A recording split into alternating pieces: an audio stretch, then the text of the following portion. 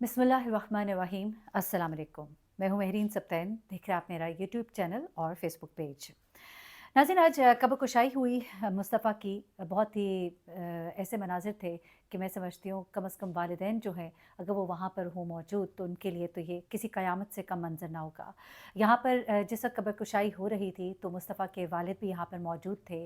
स्याह लिबास में मलबूस थे, आँखें सूजी हुई थीं, चेहरे से वहशत टपक रही थी। पता लग रहा था कि ज़िंदगी का कितना बड़ा नुकसान हो गया है।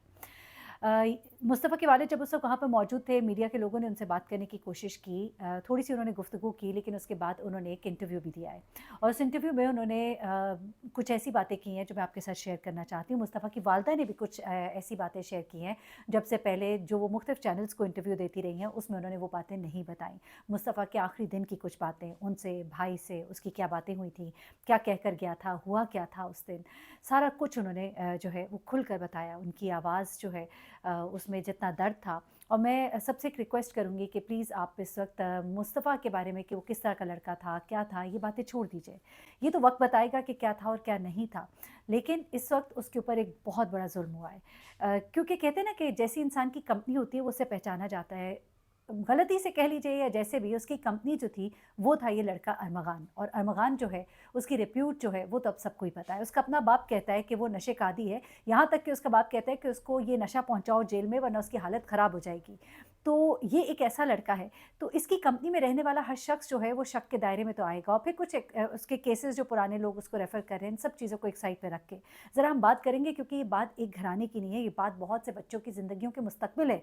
और यकीन कीजिए, ये डिफेंस में इस तरह की कहानियाँ बिखरी पड़ी हैं, सिर्फ़ डिफेंस में नहीं, जितने भी बड़े इलाके लाहौर, कराची, इस्लामाबाद के और मुख्तलिफ़ शहरों के, उनके बच्चे जो हैं, वो किन लोगों के हाथों में खिलौना बन रहे हैं, माँ-बाप को तब पता लगता है जब पानी सर से गुज़र जाता है। इन बातों का ध्यान रखिए, अपने बच्चों पर नज़र रखिए, उनके दोस्तों पर नज़र रखिए। अब उसकी वालिदा बताती हैं कि जब मुझे दोस्तों ने बताया कि ये किस तरह का अरमगान लड़का था, इसके साथ एक रेस लगाई गाड़ी की, उसमें उसने इसके साथ झगड़ा किया क्योंकि मुस्तफ़ा जीत गया था, तो अरमगान के बारे में कहती हैं, मुझे तो उसके मरने के बाद पता लगा। अच्छा, अब ज़रा मैं आपको बताती हूँ कि आज खबरकुशाई में क्या हुआ। डॉक्टर समिया सैयद जो है, वो यहाँ पर मौजूद थीं। सुबह सवेरे वो यहाँ पर पहुँच जाती है, 9 बजे खबरकुशाई का जो पूरा प्रोसेस है वो शुरू होता है। बाकायदा तौर पे शामियाने लगाए जाते हैं, कब्र के गेट, ईदी के एहलकार जो है वहाँ पे पहुँचते हैं। ये वो कब्रिस्तान है, कब्रों का कब्रिस्तान, नामालूम कब्रों का कब्रिस्तान है, जहाँ पर ऐसी बहुत सी लाशें जो है वो लाकर दफनाई जाती हैं जिनके बारे में मालूम नहीं होता।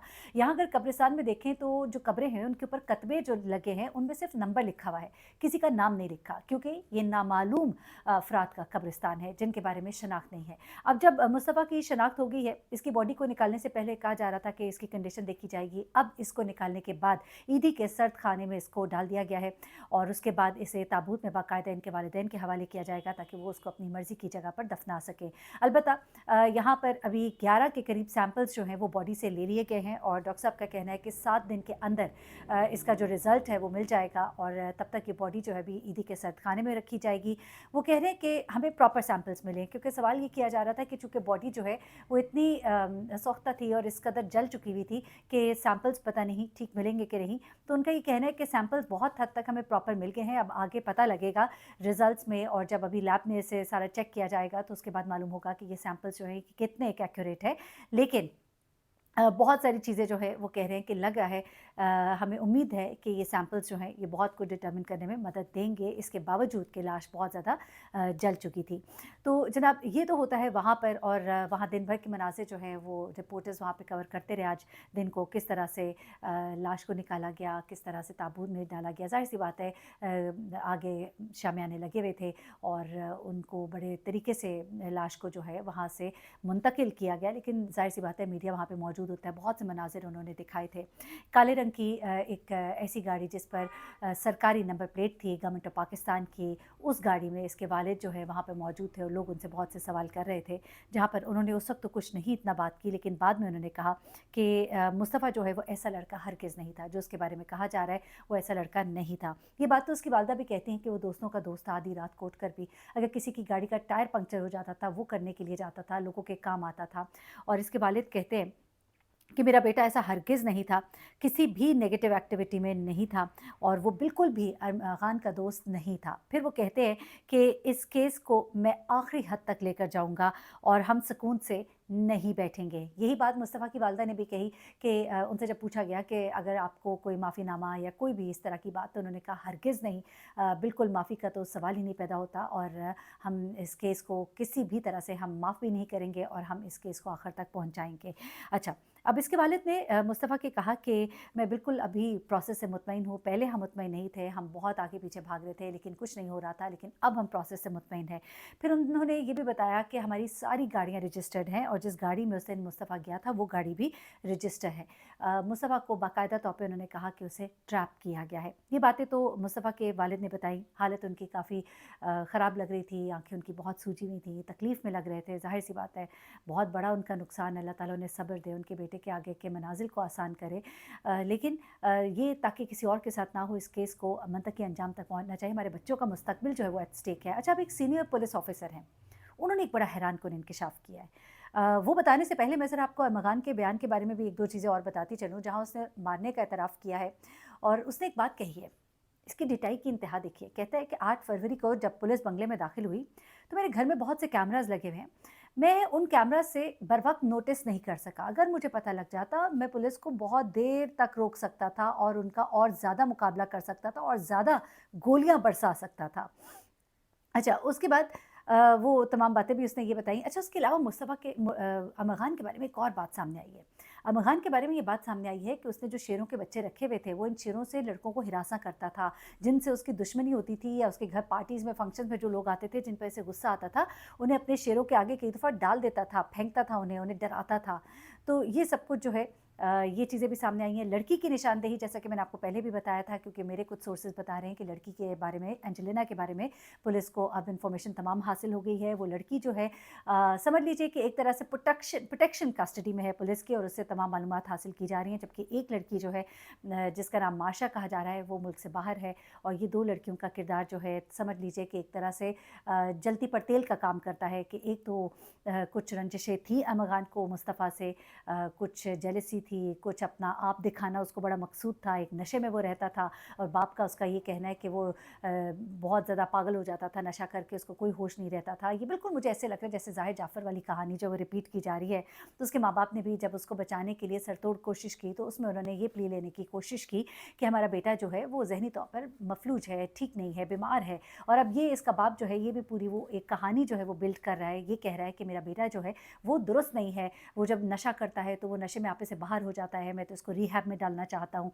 अच्छा, अब यही जो वालिद है, इन्होंने हमारे एंकर पर्सन है सीनियर, एक टाइम पे हमारे सीनियर कोलीग भी रहे हैं और तारिक मतीन साहब, उन्होंने बताया कि मुझे फ़ोन आया अमगान के बाप का और जब वो मुझे फ़ोन कर रहा था, वो फ़ोन पे चिल्ला रहा था, रात का वक़्त था, चिल्ला रहा था, कहता है कि पुलिस आई है, आर्मी को भेजो, पुलिस मेरे घर नहीं आएगी, आर्मी को भेजो, आर्मी को भेजो।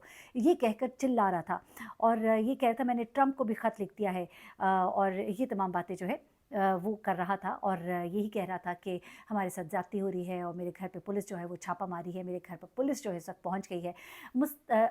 अमगान का जो बाप है ना, उसका किरदार एक बड़ा अजीब व गरीब सा किरदार है। ऐसा लगता है कि जैसे वो समझता है कि उसका बेटा जो है वो बिल्कुल ही पाक साफ़ है, उसने कोई गुनाह नहीं किया, कोई गलती नहीं की।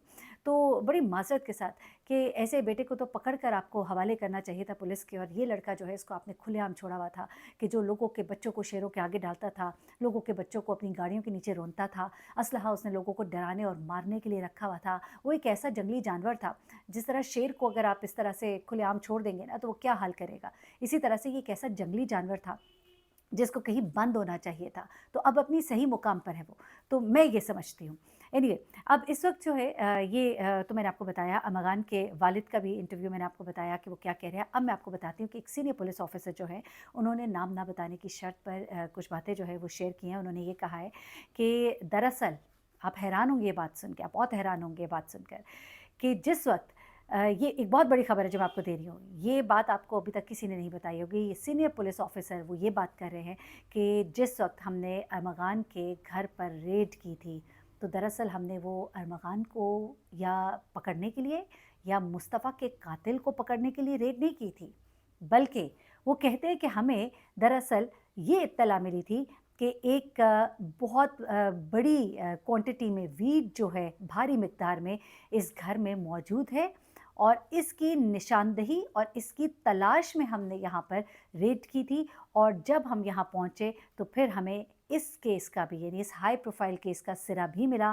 اور ویڈ کے ساتھ ہمیں مصطفیٰ کا قاتل بھی ملا، اور اس طرح سے ہم اس تک پہنچے، اور اس کے بعد ہم شیراز تک پہنچے، کیونکہ جب ہم نے ملازمین کو پکڑا انہوں نے بتایا کہ اس دن مصطفیٰ کے ساتھ ایک اور دوست بھی اس کا موجود تھا، اور پھر ہم شیراز تک پہنچے، اور شیراز نے وہ پورا بیان جو ریکارڈ کرایا وہ میں نے آپ کے ساتھ اپنی گزشتہ ویڈیو میں شیئر بھی کیا ہے، تو اس میں بڑے حیران کن انکشافات اور لڑکیوں کے ذکر بھی موجود ہیں، اور ساتھ ہی اب اس کی والدہ جو ہیں مصطفیٰ کی، انہوں نے کچھ باتیں شیئر کی، بتاتی چلوں۔ وہ کہتی ہیں کہ آخری دن مصطفیٰ جب گھر سے رخصت ہوا تو اس نے نائٹ سوٹ پہنا ہوا تھا، وہ مسکراتے ہوئے نکلا گھر سے، کوئی وہ کہتی ہیں کہ شام 6:30 بجے کا وقت تھا غالباً، ہاں 6:40 کا وقت تھا، شام گھر سے نکلتے ہوئے مسکراتے ہوئے نکلا، اس نے تھوڑا سا کھانا بھی کھایا، اور اس کی عادت تھی کہ جب وہ گھر سے نکلتا تھا تو کچھ کھا کے نکلتا تھا۔